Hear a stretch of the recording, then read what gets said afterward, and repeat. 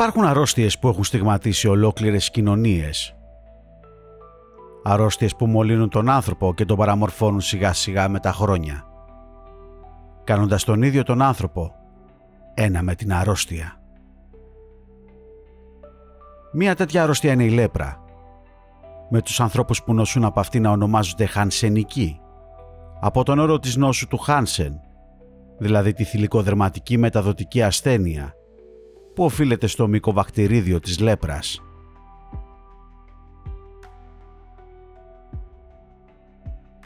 Στην περιοχή που βρισκόμαστε υπάρχει το νοσοκομείο Αγία Βαρβάρα, το μοναδικό πλέον κέντρο υποδοχής χανσενικών στην Ελλάδα, που η παρουσία του μας πείθει ότι το στίγμα και η εγκατάλειψη εξακολουθεί να υπάρχει πίσω από τα παλιά κτίρια, όπου διαμένουν σήμερα περίπου 34 αποθεραπευόμενοι νοσηλευόμενοι.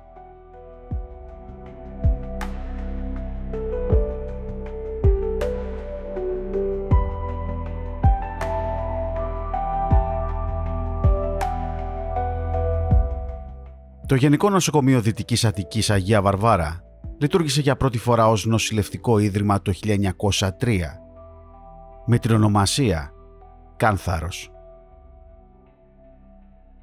Το 1906 μετονομάστηκε σε νοσοκομείο ευλογιόντων, λόγω των πολλών ασθενών με ευλογιά που νοσηλεύτηκαν εκεί. Από το 1930 άρχισαν να μεταφέρονται οι πρώτοι λεπροί ασθενείς από τη Σπιναλόγκα. Το 1970 απέκτησε μία ακόμα ονομασία, που είναι γνωστή μέχρι σήμερα δημόσιο νοσοκομείο Λιμωδών Νόσων, ενώ την οριστική του ονομασία την πήρε το 1987. Το 1995 στον τίτλο προσθέθηκε η ονομασία της πόλης όπου εδρεύει. Το νοσοκομείο ανήκει στη δεύτερη υγειονομική περιφέρεια Πειραιώς και Αιγαίου. Ενώ σε αυτό το σημείο είχαν μεταφερθεί όλοι οι ασθενείς από τη Σπιναλόγκα μέχρι και το 1957. Η μεταφορά τους ήταν βίαιη και τα πρώτα χρόνια το νοσοκομείο είχε κανόνες στρατοπέδου συγκέντρωσης ή θα έλεγε κανείς τάγματος ανεπιθύμητων παραϊγειονομικού ιδρύματος. Ανάμεσα σε μικρά σπιτάκια διασπαρμένα μέσα στο δάσος, τα οποία σε πολλές περιπτώσεις κλείδωναν τους ασθενείς, είχε στηθεί το νέο σκηνικό της απομόνωσής τους. Χωρίς πλέον τη θέα του κριτικού πελάγους, αλλά κάτω από τη σκέπη του γκρίζου αστικού τοπίου, οι ασθενείς, ακόμα και εκείνοι που είχαν θεραπευθεί οριστικά, έπρεπε να αποφασίσουν να ζήσουν εκεί, αφού οι οικογένειές τους αρνήθηκαν να τους δεχτούν στα σπίτια τους.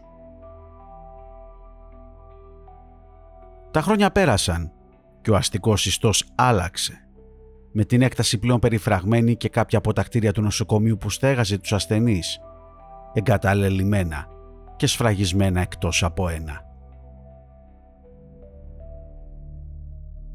Σε ακριβώς αυτό το κτίριο βρισκόμαστε, όπου μέχρι και σήμερα υπάρχουν παράπονα και διαμαρτυρίες για την κατάσταση που βρίσκεται, αφού έχει μετατραπεί σε ένα χώρο περιθωριακών δραστηριοτήτων και εστία μόλυνσης. Στο βόρειο κομμάτι της έκτασης του νοσοκομείου υπάρχουν τα παλιά κτίρια που στέγαζαν τους ασθενείς, πλέον περιφραγμένα και σφραγισμένα, με το βορειοανατολικό κτίριο να είναι μεν περιφραγμένο, αλλά όχι σφραγισμένο, με την πρόσβαση σε αυτό σχετικά εύκολη. Γενικότερα στις θεωρίες του πεδίου έρευνας του παραφυσικού, η αρνητική ενέργεια, η εγκατάλειψη, ο ανθρώπινος πόνος και γενικότερα τα αρνητικά συναισθήματα τείνουν να περιβάλλουν με εύκολο τρόπο την άβρα του παραφυσικού σε ένα χώρο. Η ιστορία του κτίριου είναι συνδεδεμένη με αρνητικά ανθρώπινα συναισθήματα και η απορία που δημιουργείται για το συγκεκριμένο κτίριο είναι εάν μέσα σε αυτό και στην έκτασή του υπάρχει αυτή η δραστηριότητα που μπορεί να το θεωρήσει κάποιος στοιχειωμένο.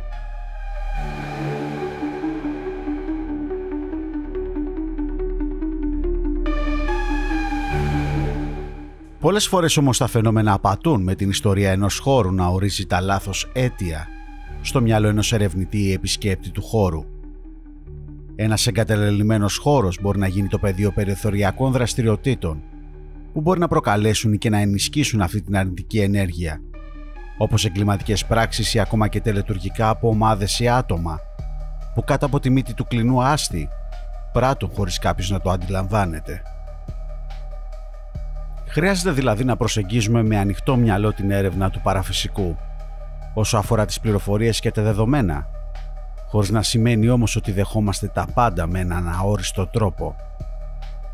Οι πληροφορίες και τα δεδομένα απαιτούν ραφινάρισμα και σωστή προτεραιοποίηση ως προς την αξία των πληροφοριών βάσει της πηγής και της αιτιολόγησής τους, σε συνδυασμό με το πρακτικό κομμάτι της έρευνας.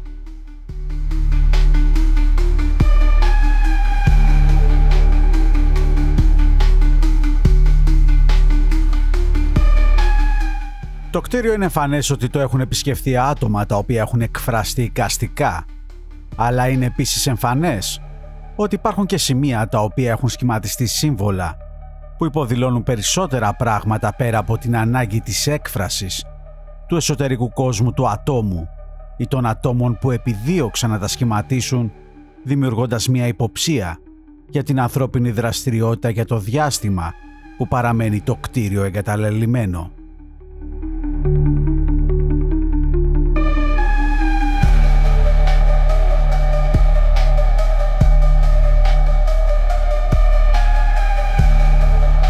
Η ιστορία των κτηρίων που είναι άμεσα συνδεδεμένη με τον ανθρώπινο πόνο σίγουρα δημιουργεί συναισθήματα λύπης, αλλά ταυτόχρονα βάσει των θεωριών στο πεδίο έρευνας του παραφυσικού, η πονεμένη ιστορία του κτηρίου σε συνδυασμό με την εγκατάλειψη και τη σταδιακή ερίπωση μπορεί να συσσωρεύει ένα είδος αρνητικής ενέργειας που οδηγεί στην εκμετάλλευσή της από ανθρώπους που προσπαθούν να δημιουργήσουν επαφή με τη σκοτεινή πλευρά.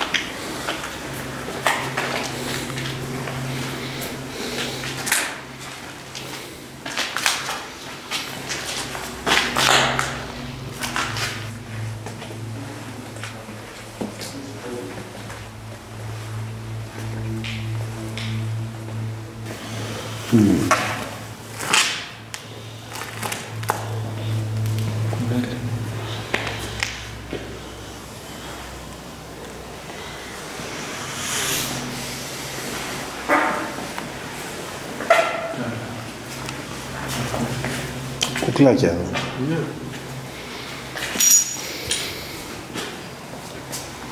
Καμένα κουκλάκια.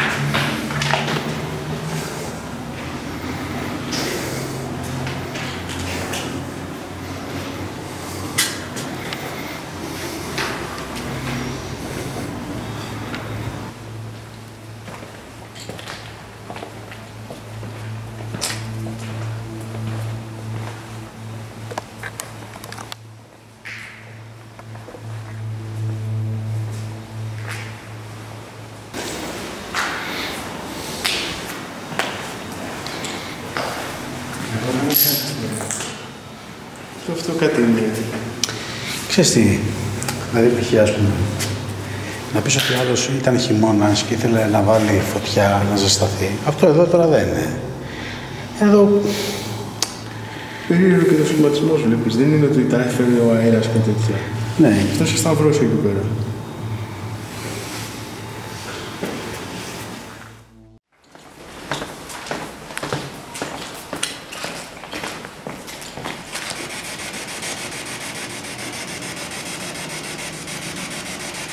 Σε πρόσφατα χρόνια έχουν έρθει εδώ πέρα άνθρωποι και έχουν κάνει αποτρόπαιες πράξεις, άσχημα πράγματα.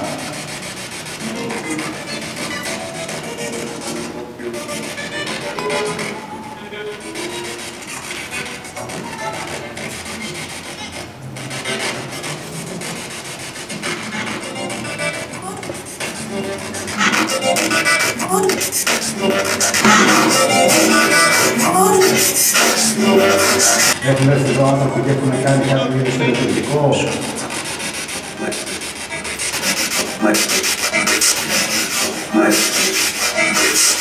Ναι, είπε. Πολλά ναι. Για αυτό το τελετουργικό έχει σχέση με στη μαγεία.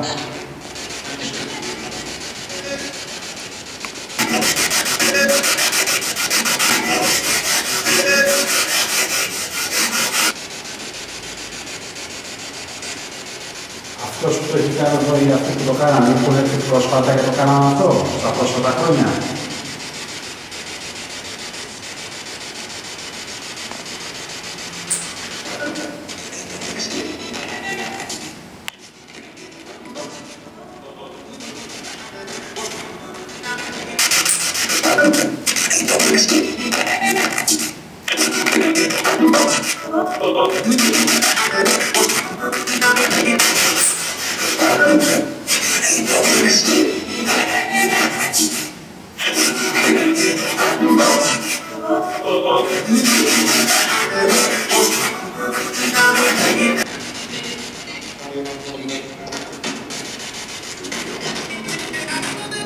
Ο απότερος σκοπός τους ποιος είναι, για ποιο σκοπό κάνουμε στη μαγεία. Οργάνωση. Ποιο σκοπό κάνουμε στη μαγεία. Ποιο σκοπό κάνουμε στη μαγεία.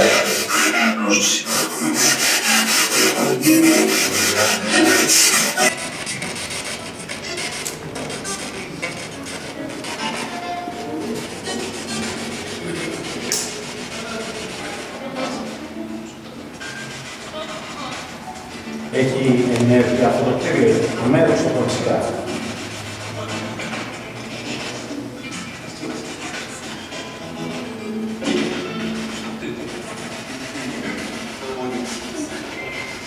Έχει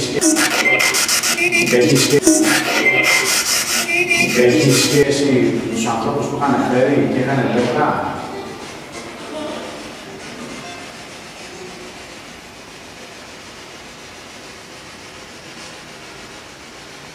Ήθελα να ανοίξουν κάποιο είδους πληγής.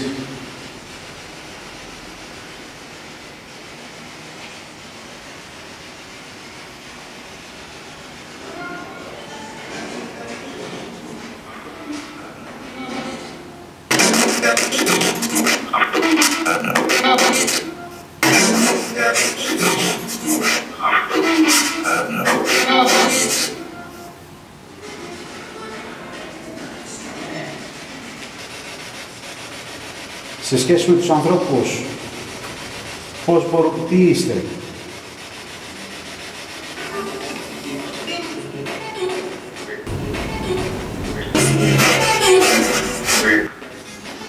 Δεν κατάλαβα κάτι.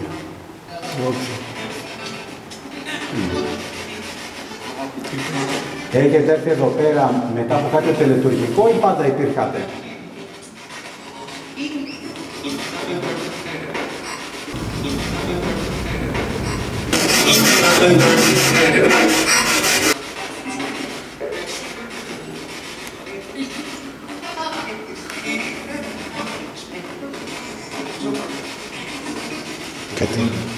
Κάτι πιστή άκουσα. Από πριν εγώ. Το σύμβολο του Σταυρού σας ενοχλεί.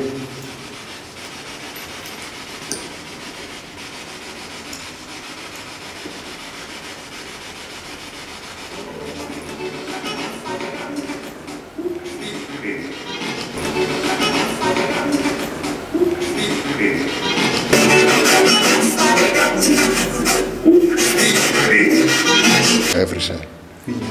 Ναι, πήγε.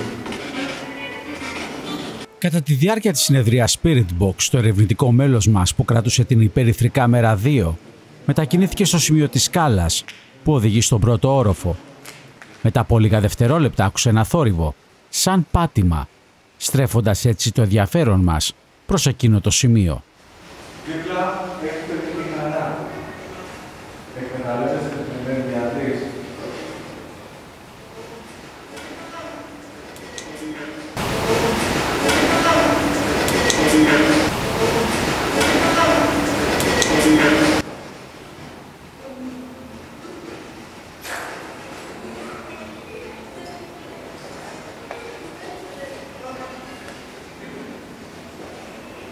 Κάτι ακούστηκε.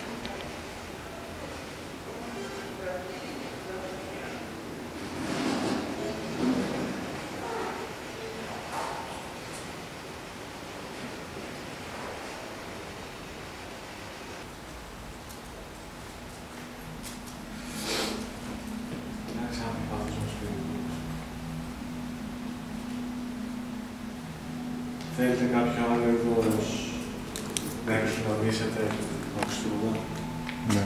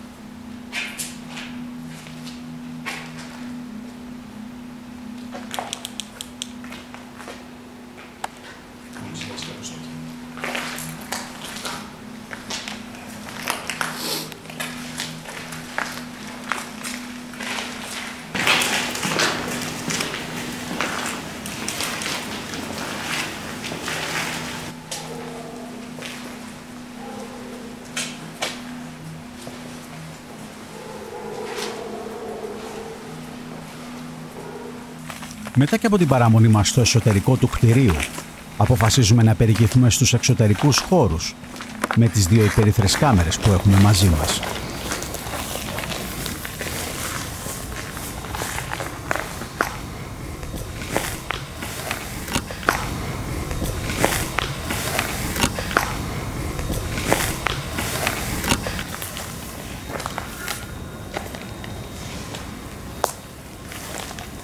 Και κάτι από μέσα.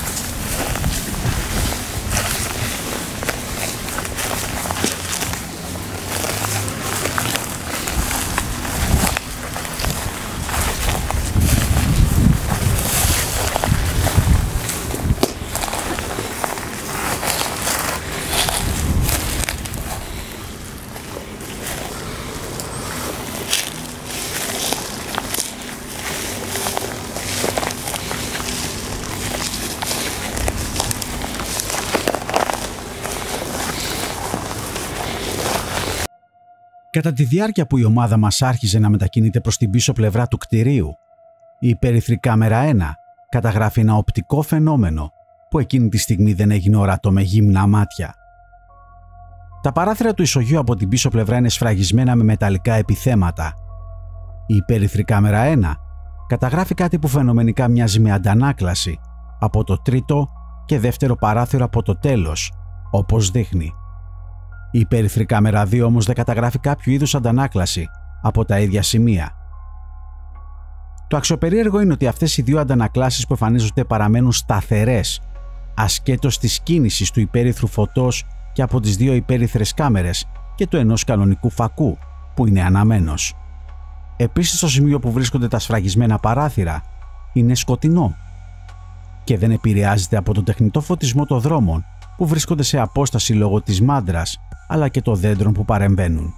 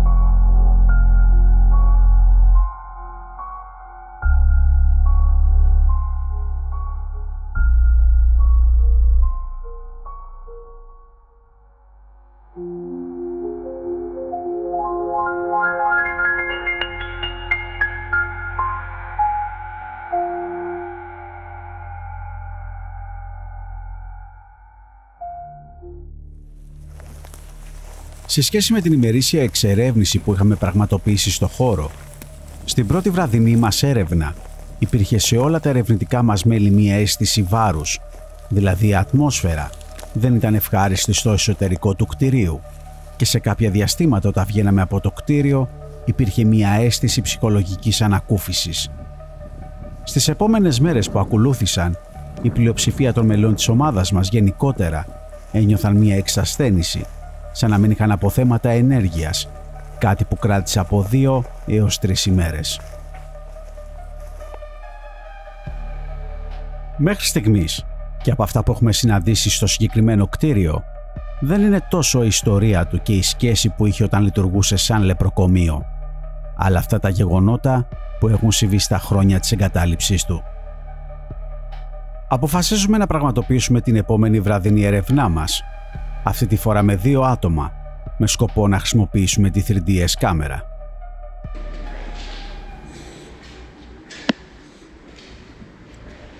Ξέρεις τι προτείνω? Πάμε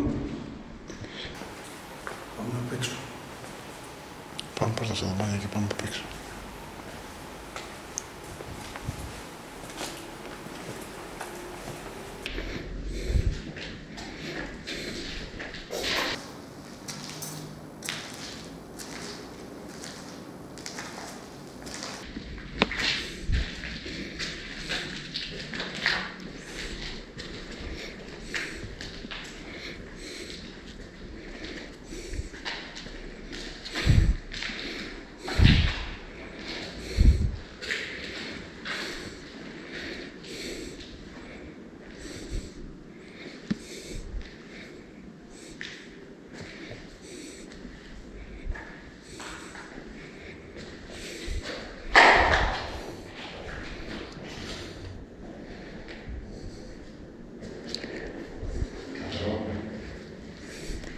Πάμε έξω και πάμε προς το σημείο που ήταν η γάτα την προηγούμενη φορά.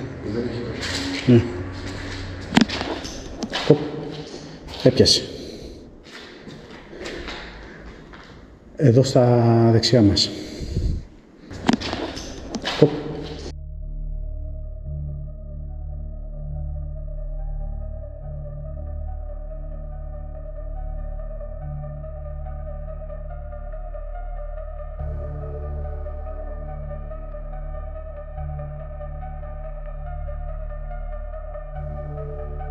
Έπιασε. Εδώ στα δεξιά μας.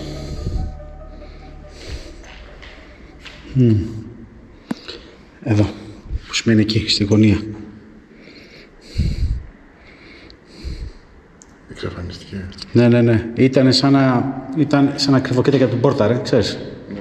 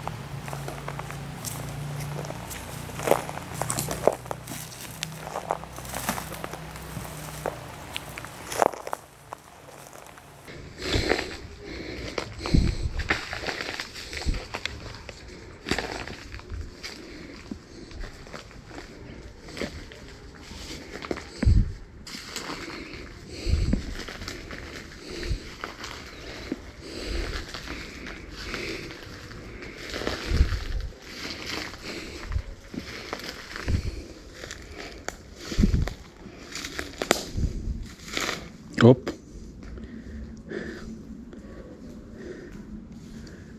Εδώ στο δέντρο, ακριβώς μπροστά μου. Εξαφανίστηκε.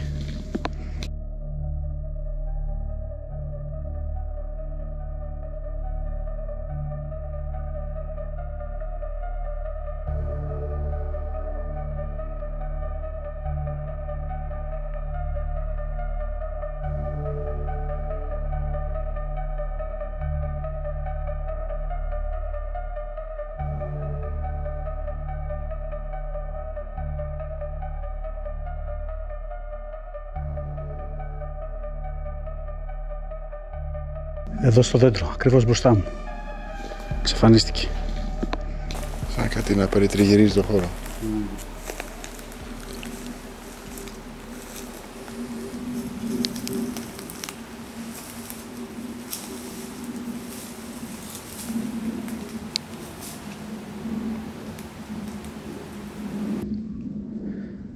Οπ.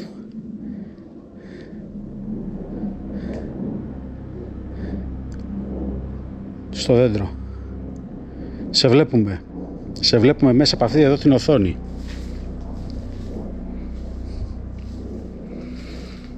Μπορείς να σηκώσεις ένα από τα δύο σου χέρια ψηλά. Εάν μας βλέπεις και μας ακούς, σήκωσε ένα από τα δύο σου χέρια ψηλά.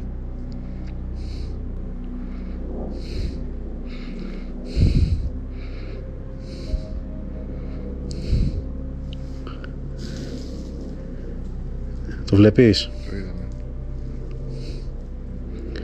Παραλαμβάνω, σε βλέπουμε μέσα από αυτή εδώ την οθόνη. Σήκωσε ένα από τα δύο σου χέρια ψηλά εάν μας βλέπεις ή μας ακούς.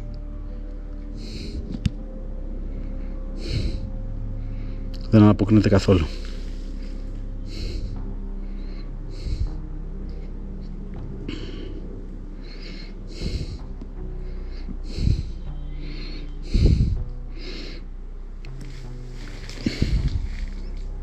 Οπ.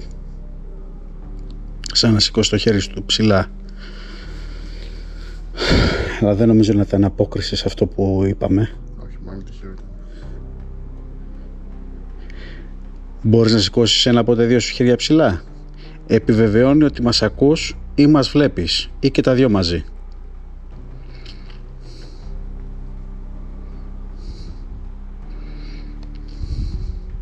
Κάνει ένα συγκεκριμένο μοτίβο και τίποτα άλλο.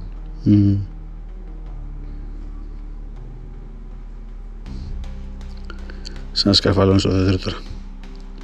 Δεν θα εξαφανιστεί. Είναι σαν να σκαρφαλώνει στο δέντρο. Σαν να έχει σκαρφαλώσει στο δέντρο τώρα.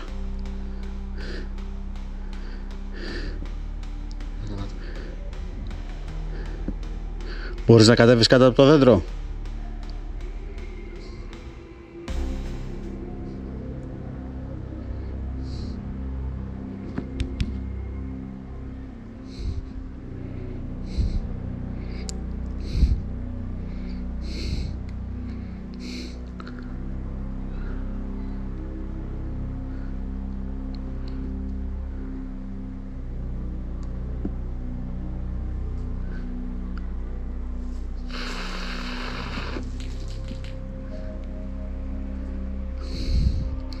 Κατέβα από το δέντρο.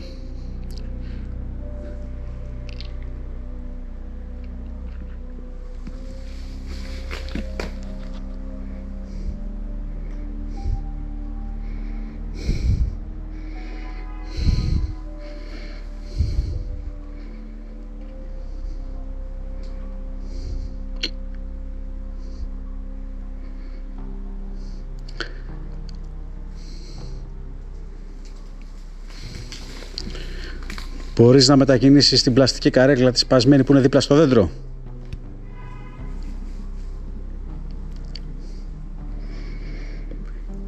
Ή να κάνεις ένα μικρό χτύπο?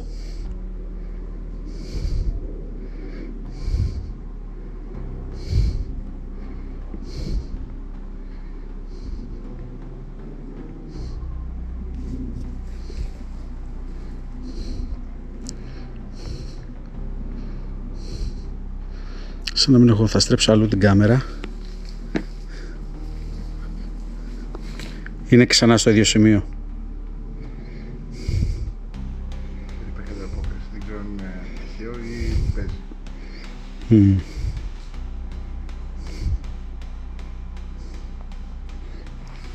Θα απομακρυνθώ.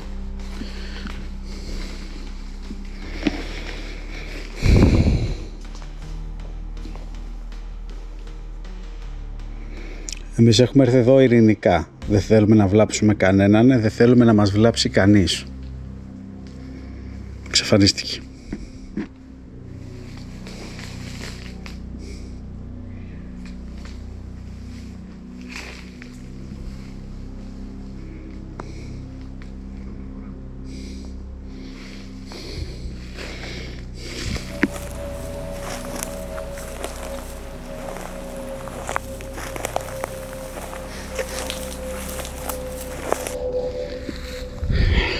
Εκεί έχει ένα γκαζάκι.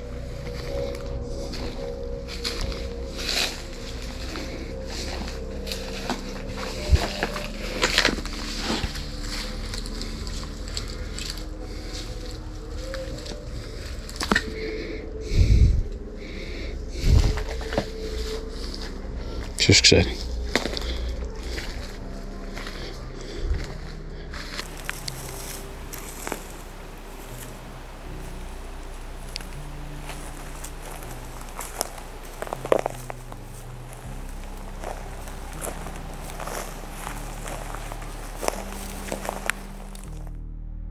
Μετά και από την έρευνά μας με τη 3DS κάμερα, κάνοντας τον απολογισμό, μας δόθηκε σε αρκετά διαστήματα φαινομενικά η εντύπωση ότι ήταν σαν κάτι να υπήρχε στο χώρο που προσπαθούσε να μας αποφύγει ή παρακολουθώντας τις κινήσεις μας στο χώρο, αλλά χωρίς να θέλει να αλληλεπιδράσει, κρατώντας την παρουσία του κρυμμένη. Θεωρώντας ότι η ανθρώπινη παρουσία μπορεί να δημιουργεί πρόβλημα, αποφασίζουμε να πραγματοποιήσουμε μια τελευταία έρευνα με τη μέθοδο του Stakeout. Ταυτόχρονα θα ακολουθήσουμε τη διαδικασία της συνεχής ακουστικής παρακολούθησης του χώρου. Το Stakeout πραγματοποιήθηκε με 3 μέλη της ομάδας μας, τοποθετώντας μια υπέρυθρη κάμερα στον πρώτο όροφο και μια υπέρυθρη κάμερα στον ισόγειο χώρο, δίπλα στο πομποδέκτη που είχαμε τοποθετήσει για τη συνεχή ακουστική επιτήρηση του χώρου. Χρησιμοποιώντας την τεχνική απομακρυσμένης ακουστικής επιτήρησης, δεν παρατηρήθηκε ούτε καταγράφηκε κάτι περίεργο που να χρήζει ενδιαφέροντος. Οι κάμερες δεν κατέγραψαν οπτικά κάτι περίεργο. Κατά τη διάρκεια του stake-out τοποθετήθηκαν και κάποιοι αισθητήρες στη σκάλα που οδηγεί στον πρώτο όροφο, πάλι χωρίς να συμβαίνει κάτι. Η ατμόσφαιρα στο χώρο ήταν ουδέτερη, χωρίς να μας προκαλεί το παραμικρό συναίσθημα. Το μόνο που καταγράφηκε ήταν ένα ηχητικό από μια κραυγή, η οποία όμως δείχνει απομακρυσμένη και από τον τρόπο που καταγράφηκε δείχνει ότι προέρχεται από το περιβάλλον του κλεινού άστη που περιβάλλει το χώρο τον οποίο βρισκόμαστε.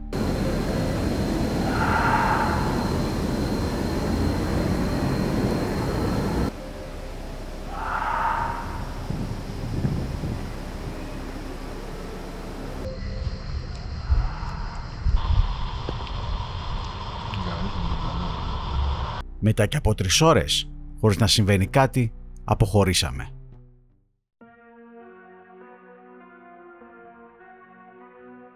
Η προσπάθεια μας σε αυτό το κτίριο που σήμερα ονομάζουν ανεπίσημα Κάνθαρο είχε σκοπό να προσεγγίσουμε το χώρο με τα πραγματικά δεδομένα, σε συνδυασμό όμως με τις προϋποθέσεις που έχουμε ορίσει εδώ και χρόνια που αφορούν χώρους που στιγματίζονται ως στοιχειωμένοι.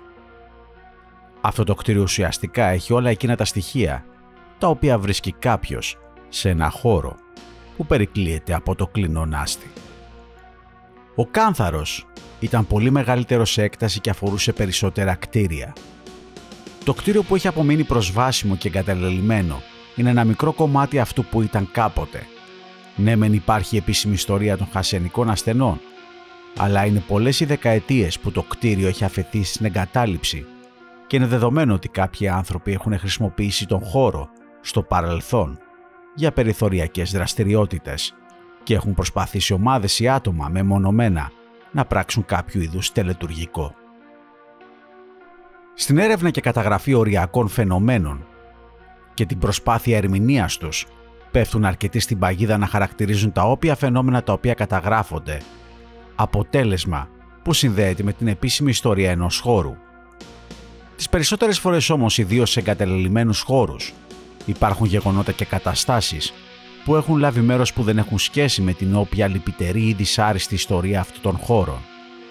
Επίσης, κάθε οριακό φαινόμενο το οποίο καταγράφεται δεν πρέπει να παρουσιάζεται ως απόλυτη απόδειξη ή το πιστήριο που αποδεικνύει την ύπαρξη πραγμάτων αόρατα στο ανθρώπινο μάτι, αφού πολλοί λόγοι μπορεί να έχουν συντελέσει ώστε να παρουσιαστεί ένα οπτικό ηχητικό φαινόμενο.